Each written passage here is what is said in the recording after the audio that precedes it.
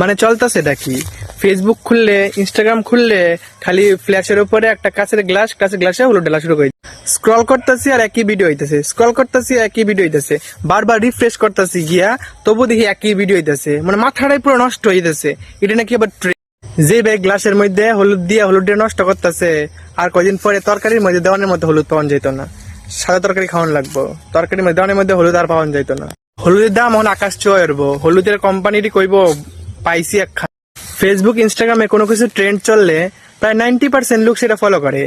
আমার মতো 1% লোক আছে সেটি খালি দেখে আর স্ক্রল। গায়ে হলুদের বয়সে আমি এখন গ্লাসে হলুদ ঢালা দেখতেছি। হাই রে কপাল।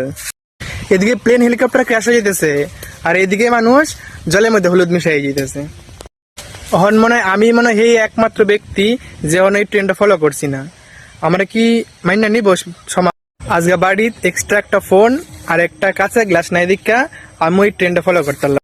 এই ডিজিটাল দুনিয়ার থেকে আমি এক ধাপ পিছিয়ে গেলাম। একটা জিনিস বাইরে এর 14 গোষ্ঠী উদ্ধার করা না পর্যন্ত মানুষ থামেন। ইন্টারনেটে একদল বকুলতলার মেলা দেখতে গেছে, আর একদল গ্লাসও হলুদ গুঁড়া মিশাইতেছে। এই তোর বকুলতলার ভিড় কমছে? ও তুমি এটা জানো না? যত জানবা না ততই মঙ্গল, ততই ভালো লাগে। এটা এমন একটা রূপ, এটা সহজে ছাড়ে না।